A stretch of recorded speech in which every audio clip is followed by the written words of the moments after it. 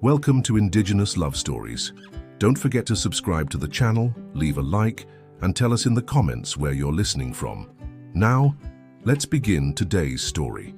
The dust rose like ancient spirits awakening from their eternal slumber, swirling through the narrow streets of Redemption Creek as the autumn wind carried whispers of judgment and fear.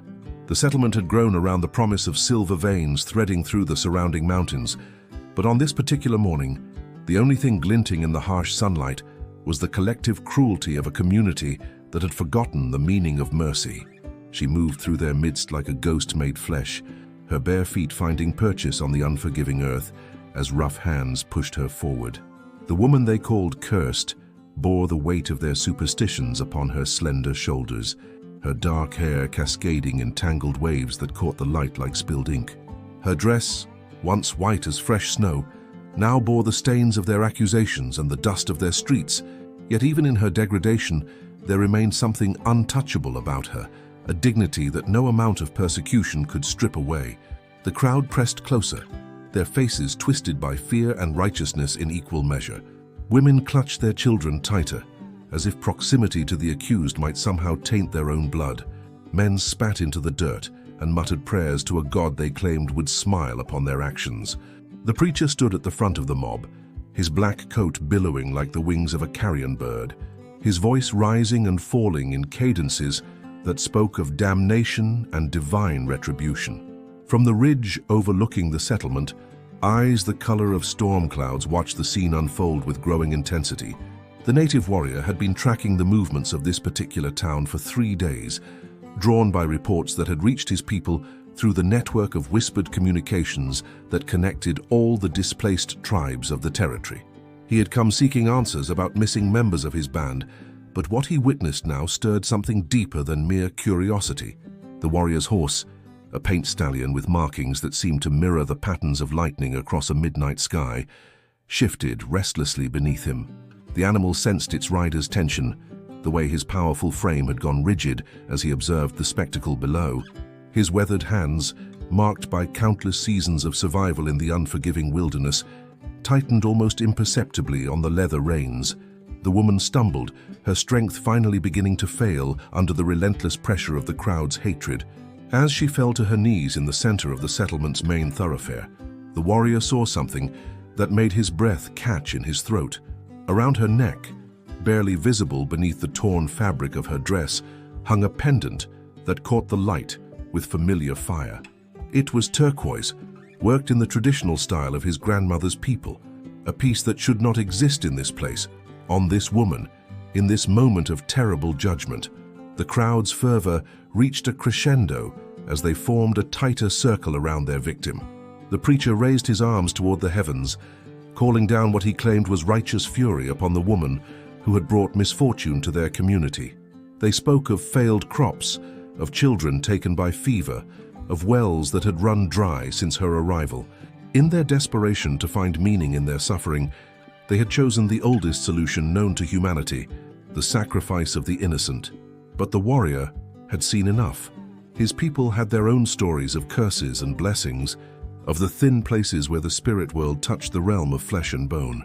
They also knew that true evil rarely wore the face of the powerless, and that those who claimed to speak for the divine often served darker masters than they dared acknowledge. The paint stallion began its descent from the ridge without any visible signal from its rider, moving with the fluid grace of water flowing downhill.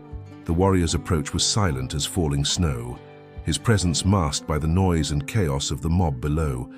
He had learned long ago that the element of surprise was often more powerful than any weapon, and that sometimes the mere appearance of an unexpected force could shatter the confidence of those who drew their strength from numbers alone. As horse and rider drew closer to the settlement, the warrior's mind was already calculating distances, angles, and possibilities. He had broken through enemy lines before, had faced odds that would have sent lesser men fleeing into the wilderness. But this was different. This was not about warfare or territory, or the ancient grievances that had shaped his life since childhood. This was about something more fundamental, more personal, though he could not yet name what that something might be. The woman in the circle raised her head, and for one impossible moment, Her eyes seemed to find his across the distance and chaos that separated them. The moment their eyes met across the dusty expanse, time seemed to suspend itself like morning mist caught between earth and sky. The woman's gaze held depths that spoke of sorrows too profound for tears.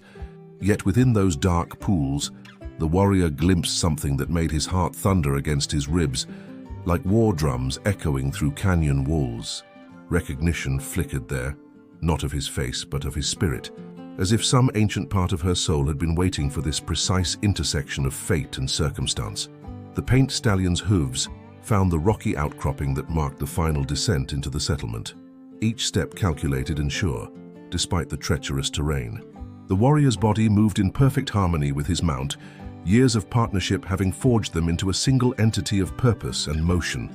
His long black hair, adorned with eagle feathers that caught the wind like prayers made visible, streamed behind him as he navigated the narrow path that would bring him to the valley floor. Below, the crowd's bloodlust continued to build like storm clouds gathering before a tempest. The preacher's voice rose higher, his words becoming increasingly frenzied as he spoke of purification through suffering, of communities cleansed by the removal of corrupting influences. The townspeople swayed with his rhythm, their individual identities dissolving into the collective madness that had seized them. They had become something other than human in their shared hatred, transformed into instruments of a cruelty that would have shamed their ancestors. The woman struggled to maintain her dignity, even as her physical strength ebbed away like water, disappearing into desert sand. Her hands, delicate despite the calluses that spoke of hard labor, pressed against the earth as she fought to remain upright. The turquoise pendant at her throat seemed to pulse with its own inner light, as if drawing power from some source beyond the material world. The warrior noticed how the crowd unconsciously avoided looking directly at the stone, their eyes sliding away as if confronted by something their minds could not fully comprehend. As he drew closer, details became clearer with each passing moment.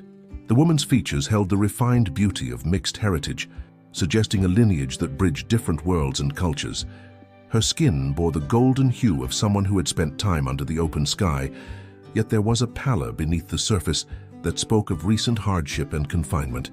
Most telling of all were her hands, which bore no rings or marks of binding, suggesting she had come to this place of her own will rather than as property or prisoner. The warrior's trained eye catalogued the composition of the mob with the same precision he would use to assess enemy forces before battle. There were perhaps 40 adults, mostly men but with enough women to suggest this was not merely masculine aggression, but a community-wide madness. The children had been pushed to the outer edges of the circle, their young faces reflecting confusion and fear rather than the righteous anger of their elders. This gave him hope that the poison had not yet spread to the next generation. His attention was drawn to a small figure at the very edge of the crowd, a girl of perhaps 8 years, who stood apart from the others. Unlike the rest, her face showed no hatred or fear when she looked upon the accused woman. Instead, there was something that might have been recognition, or perhaps simply the innocent clarity that sometimes allowed children to see truth where adults saw only shadows and superstition. The preacher reached into his coat and withdrew an object that made the warrior's blood run cold. It was a branding iron, its business end shaped into the crude symbol of a cross. The metal gleamed with recent heating, and thin wisps of smoke rose from its surface, like incense offered to a vengeful god. The crowd pressed closer, their excitement reaching a fever pitch as they anticipated the moment when their victim would be marked forever as one of the damned. But the warrior had seen enough. His grandfather's teachings echoed in his mind, words spoken around countless fires under star-filled skies, that true strength was not measured by one's ability to destroy, but by one's willingness to protect those who could not protect themselves. The old man had also taught him that some moments in life were tests sent by the spirits, opportunities to prove whether one's heart remained true to the ancient ways of honor and courage. The paint stallion burst from the concealment of the rocky slope, like lightning splitting the sky, its powerful muscles bunching and releasing as it carried its rider toward the settlement at a full gallop. The warrior's war cry pierced the air, a sound that seemed to come from the very soul of the wilderness itself, wild and free and utterly unafraid. The crowd turned as one, their faces registering shock and confusion as they beheld the approaching figure. In that moment of disruption, the woman in the circle lifted her head once more, and the warrior saw something new in her expression: hope, fragile as a butterfly's wing, but unmistakably present. The warrior's arrival shattered the mob's collective trance, like a stone hurled through glass. His paint stallion's hooves struck the hard-packed earth of the settlement's main street with the force of thunder, sending up clouds of dust that seemed to swirl with supernatural purpose. The crowd scattered like startled birds, their righteous fury dissolving into primitive fear as they faced something their civilized minds had forgotten how to comprehend: the raw power of the untamed wilderness made manifest in human form. The preacher stumbled backward, the heated branding iron falling from his trembling fingers to hiss against the dry ground. His face, moments before flushed with zealous purpose, had gone pale as winter snow. The warrior's presence seemed to fill the entire space, his broad shoulders and proud bearing speaking of a heritage that predated their settlements, their laws, their very conception of this land as something to be owned and controlled. The woman remained motionless in the center of the disrupted circle, her dark eyes fixed upon her unexpected savior with an intensity that seemed to bridge the gap between their two worlds. The turquoise pendant at her throat caught the light as her breathing quickened, and for the first time since the ordeal began, color returned to her cheeks.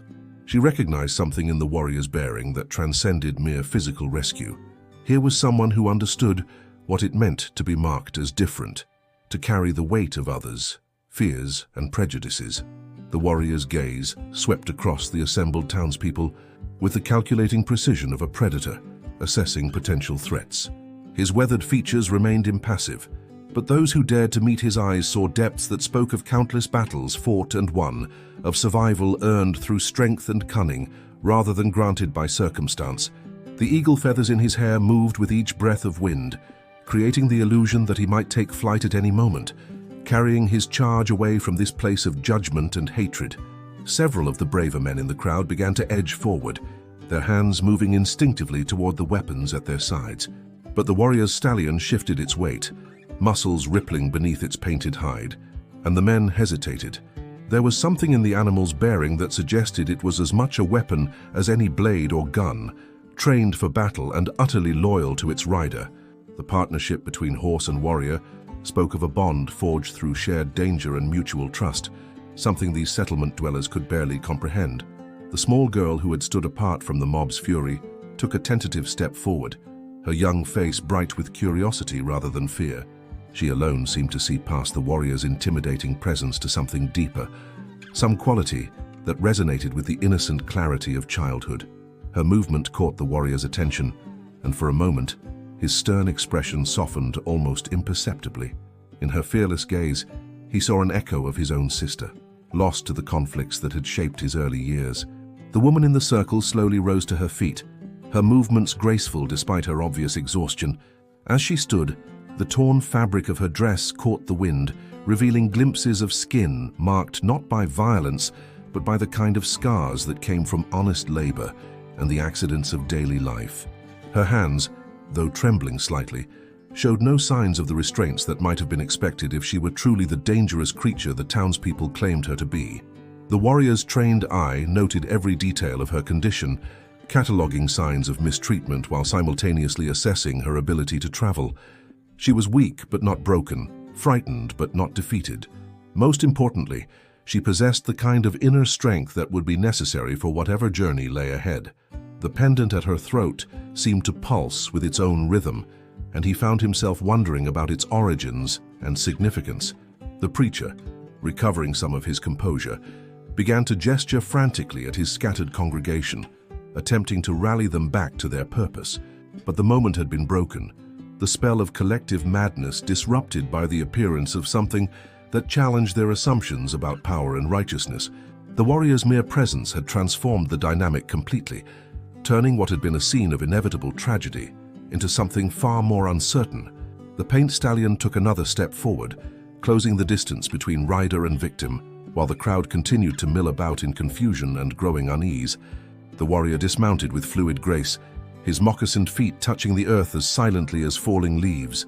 His movements held the controlled power of a mountain cat, each gesture deliberate and economical, wasting no energy on unnecessary display. The paint stallion remained perfectly still, trained to await its master's command even in the midst of chaos and uncertainty. The animal's intelligent eyes swept the crowd with the same wariness as its rider, ready to respond to any threat with devastating swiftness. As the warrior stepped toward the woman, the crowd's nervous energy shifted into something more dangerous. The initial shock of his arrival was wearing off, replaced by the kind of desperate courage that came from cornered animals. Several men began to spread out, attempting to flank the intruder while maintaining the pretense of righteous purpose. Their hands hovered near weapon grips, fingers twitching with barely restrained aggression. The woman watched the warrior's approach with eyes that seemed to hold entire conversations without words. In her gaze, he read gratitude mixed with wariness, hope tempered by the hard-learned caution of someone who had been betrayed before. She had pulled herself to her full height, and despite her disheveled appearance, there was something regal in her bearing that spoke of inner nobility that no amount of persecution could diminish. The turquoise pendant at her throat seemed to grow brighter as the distance between them decreased, as if responding to some invisible force that connected the two figures. The warrior's own jewelry, silver bands adorned with traditional symbols, caught the light in answering flashes. The synchronicity was not lost on either of them, suggesting connections that ran deeper than mere coincidence. Behind them, the preacher had retrieved his fallen branding iron, though his hands shook so violently that the heated metal wavered like a serpent's tongue. His face had regained some color, but it was the flush of humiliation rather than righteous anger. The disruption of his ceremony had stripped away his authority, revealing him as merely another frightened man clinging to power through the manipulation of others' fears. The small girl, who had shown no fear, continued to edge closer, her innocent curiosity overriding the adult's attempts to pull her back. In her young face, the warrior saw something that reminded him of his own people's children, the way they approached the world with open hearts and minds unclouded by prejudice. She alone seemed to recognize that the scene unfolding before them was not about good versus evil, but about something far more complex and nuanced. The warrior extended his hand toward the woman, palm upward in the universal gesture of offering assistance. His fingers, marked by countless seasons of survival in the wilderness, bore scars that told stories of battles fought and hardships endured. Yet there was gentleness in the gesture, a quality that seemed to surprise even some members of the hostile crowd. The woman hesitated for only a moment before placing her own hand in his. The contact sent a shock of recognition through both of them, as if their spirits had been searching for this connection across vast distances and through countless obstacles. Her skin was soft, despite the calluses that spoke of hard work, and her touch carried a warmth that seemed to flow directly into his soul. Around them, the crowd's agitation grew more pronounced. The men who had been attempting to flank the warrior found their courage faltering as they witnessed the obvious connection between the two figures. There was something in the way they looked at each other that transcended mere physical attraction, suggesting a bond that had been forged in realms beyond the material world. The preacher raised the branding iron higher, his voice beginning to rise in renewed fervor as he attempted to rally his followers back to their original purpose. But his words seemed to fall on increasingly deaf ears as the townspeople found themselves transfixed by the drama unfolding before them. The warrior's presence had introduced an element of uncertainty that challenged everything they thought they knew about power, righteousness, and the nature of good and evil. The paint stallion snorted softly, a sound that seemed to carry warning and promise in equal measure. The animal's muscles remained coiled, ready to spring into action at the first sign of genuine threat. The warrior's free hand rested casually near the knife at his belt, the gesture appearing relaxed, but ready to transform into deadly purpose in an instant. The moment stretched taut as a bowstring, balanced on the edge between salvation and catastrophe. The warrior's touch seemed to awaken something dormant within the woman, a strength that had been buried beneath layers of fear and persecution. As their hands remained joined, she straightened further, her spine finding the steel that had carried her through countless trials before this moment. The transformation was subtle but unmistakable, like watching a wildflower push through cracked earth to reach towards sunlight after a long winter. The crowd sensed the shift in dynamics, their collective unease growing as they witnessed the obvious bond forming between the two figures. What had begun as a simple act of community justice was evolving into something far more complex, challenging their fundamental assumptions about power and righteousness. The preacher's authority, so absolute moments before, now seemed fragile as morning frost in the face of this unexpected alliance. The warrior's eyes never left the woman's face as he began to guide her toward his waiting stallion. Each step was measured and deliberate, his body positioned to shield her from the crowd's increasingly hostile stares. His movement spoke of tactical awareness, honed through years of survival in hostile territory, where a single moment of inattention could mean the difference between life and death. The paint stallion lowered its great head as they approached, acknowledging the woman's presence with the kind of acceptance that horses reserved for those they deemed worthy of trust. The animal's nostrils flared as it caught her scent, processing information in ways that transcended human understanding. Whatever the stallion sensed seemed to satisfy its protective instincts, for it remained calm and steady despite the tension crackling through the air. Behind them, the preacher's voice rose to a fever pitch as he attempted to rally his scattered congregation. His words painted vivid pictures of divine retribution and community corruption, of the terrible consequences that would befall any settlement that allowed evil to escape unpunished. But his rhetoric rang increasingly hollow, competing with the undeniable evidence of the connection between warrior and woman. The small girl who had shown such fearless curiosity suddenly broke free from the adults attempting to restrain her. She ran forward with the innocent boldness of childhood, stopping just beyond the warrior's reach. In her small hands, she clutched something that made both the warrior and woman catch their breath in surprise. It was a piece of turquoise, rough and unworked, but unmistakably from the same source as the woman's pendant. The child's eyes sparkled with the kind of knowing that sometimes visited the very young, as if she understood connections that escaped adult comprehension. She held out the stone toward the woman, her gesture carrying the weight of offering and recognition. The turquoise seemed to pulse within a light, creating a triangle of energy between the three pieces of the sacred stone. The woman's free hand moved instinctively toward the child, her maternal instincts overriding her own desperate situation. In that gesture, the warrior saw another layer of her character revealed, the nurturing spirit that had likely made her a target for those who feared anything they could not control or understand. Her gentleness with the child spoke of a heart that remained unbroken despite all she had endured. The crowd's agitation reached a crescendo as several men finally found the courage to advance. Their faces bore the desperate determination of those who had committed too much to turn back, who understood that allowing this disruption to succeed would undermine everything they claimed to believe. The warrior's hand moved with lightning swiftness to his knife, the blade appearing in his grip as if materialized from the air itself. But it was the stallion that provided the most effective deterrent. The great horse reared slightly, its hooves striking the air with controlled power that spoke of barely restrained violence. The display was magnificent and terrifying, a reminder that this was no domesticated animal, but a creature of the wild that had chosen to serve rather than submit.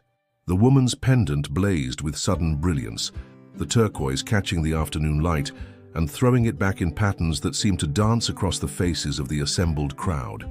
For a moment, the very air seemed to shimmer with possibility, as if the boundary between the physical and spiritual worlds had grown thin enough to allow glimpses of deeper truths. The preacher's branding iron fell from his nerveless fingers for the second time, the heated metal hissing against the earth like a serpent's dying breath. His face had gone ashen as he stared at the display of forces beyond his comprehension or control. The moment the child's turquoise touched the woman's pendant, the air itself seemed to vibrate with ancient power. A wind rose from nowhere, swirling dust and debris in patterns that defied natural explanation, creating spirals that danced around the three figures like protective spirits made visible. The warrior felt the hair on his arms rise as energies older than memory coursed through the space between worlds, connecting past and present in ways that transcended ordinary understanding. The woman's eyes widened as recognition flooded through her consciousness, like water breaking through a dam. The pendant at her throat grew warm against her skin, and suddenly she understood why she had been drawn to this desolate settlement, why her dreams had been filled with visions of painted horses and eagle feathers dancing against storm-dark skies.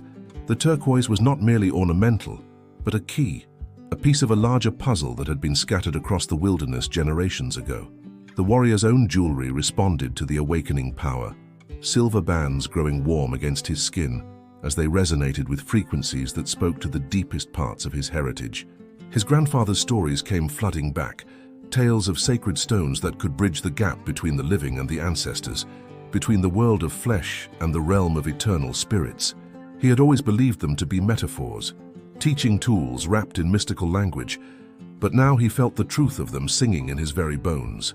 The crowd recoiled as one, their faces reflecting a mixture of terror and awe that spoke to primal fears buried deep within the human psyche. The preacher stumbled backward, his mouth working soundlessly as he struggled to comprehend forces that his rigid theology had no room to accommodate.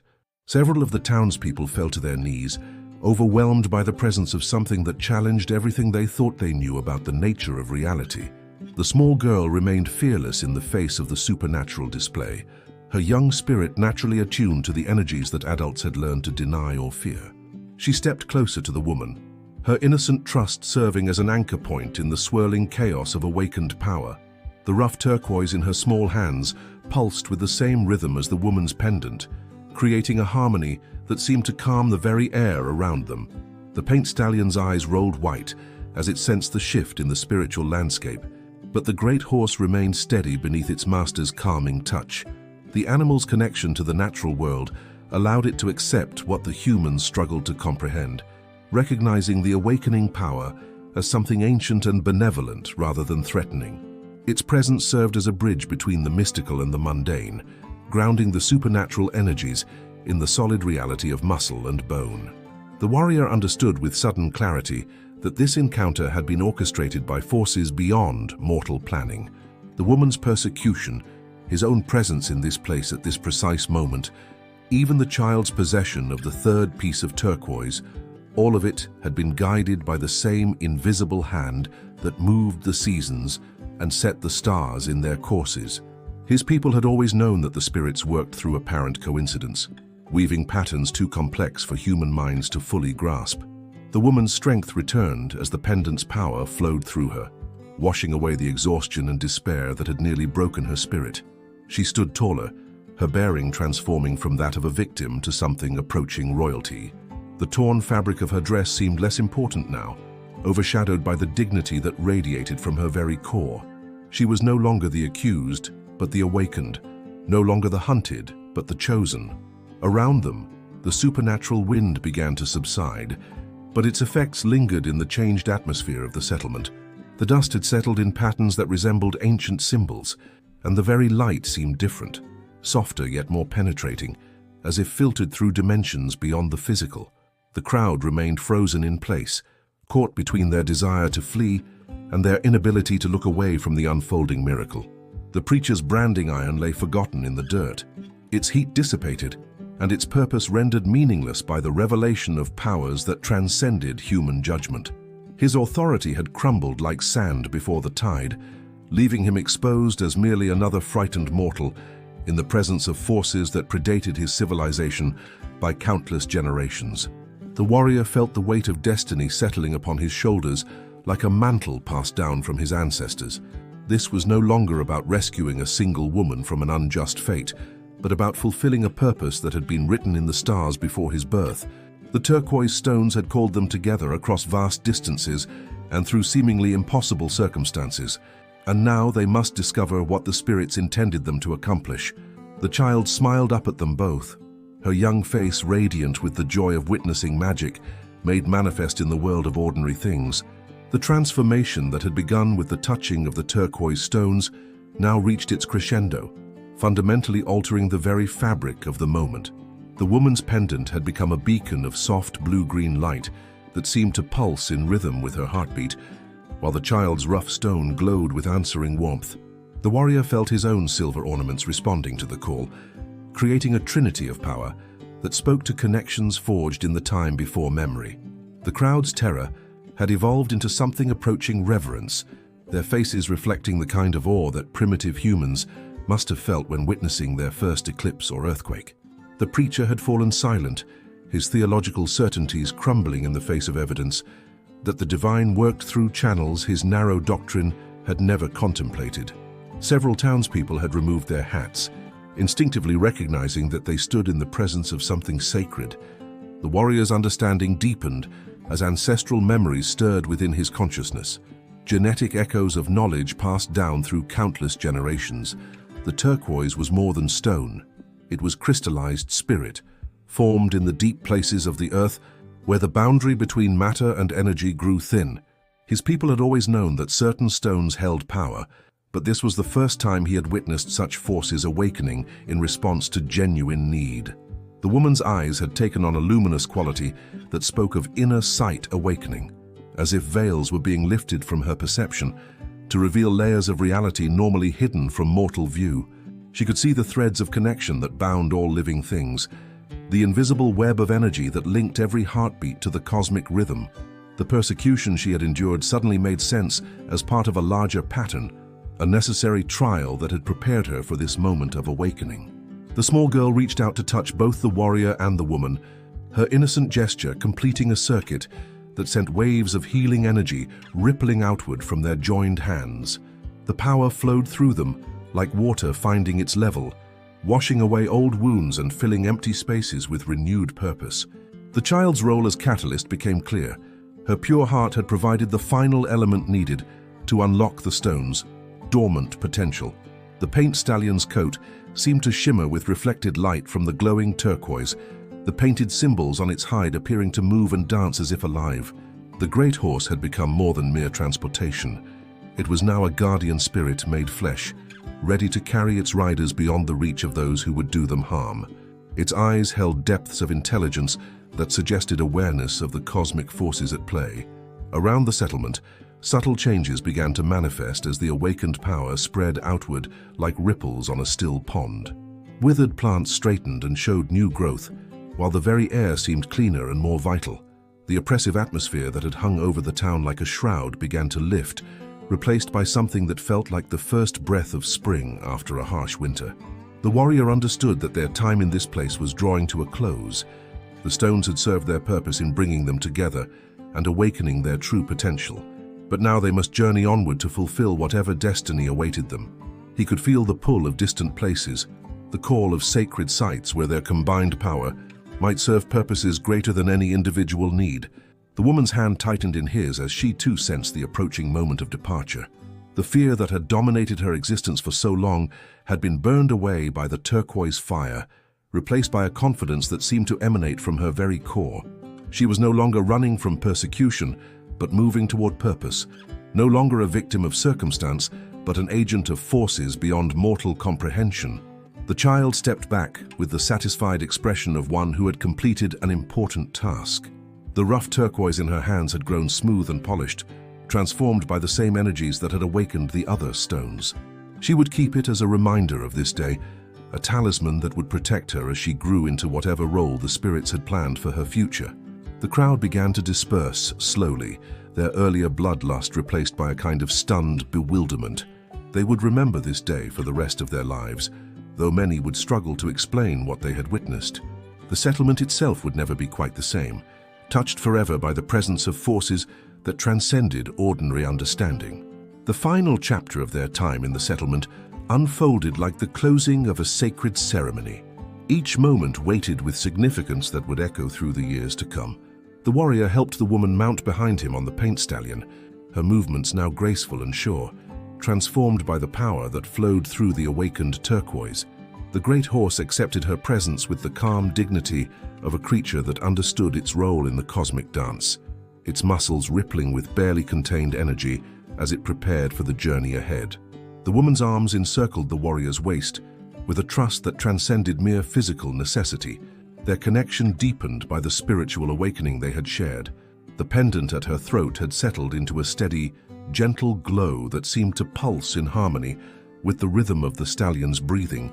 She could feel the warrior's heartbeat through his back, strong and steady as the drums that had called her ancestors to ceremony in times long past.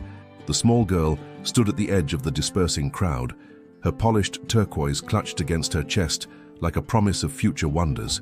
Her young face radiated the kind of peace that came from witnessing miracles, her spirit forever changed by her role in bringing together the scattered pieces of an ancient puzzle. The warrior caught her eye and nodded once, a gesture of acknowledgement that spoke of respect between equals despite the vast difference in their ages.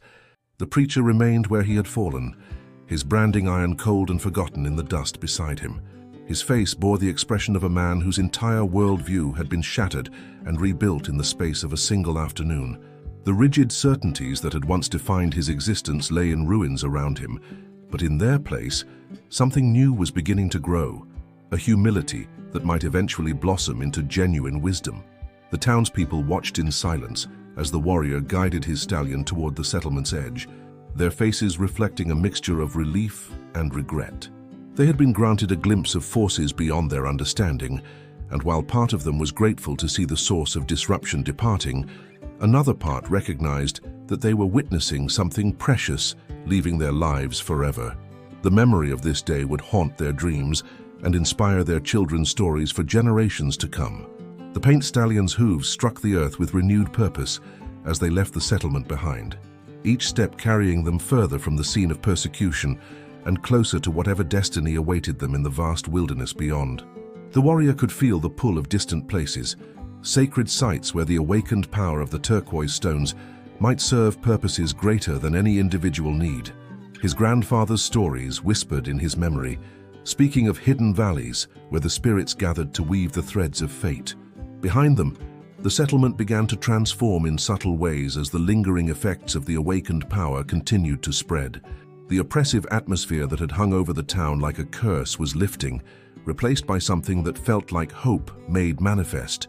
Gardens that had struggled in the harsh soil began to show new growth, while the very air seemed cleaner and more vital, as if purified by the presence of forces older than human memory. The woman pressed her face against the warrior's back, feeling the steady rhythm of his breathing as they rode toward the horizon.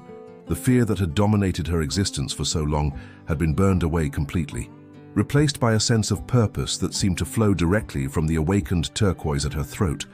She was no longer running from persecution, but moving toward a destiny that had been written in the stars before her birth.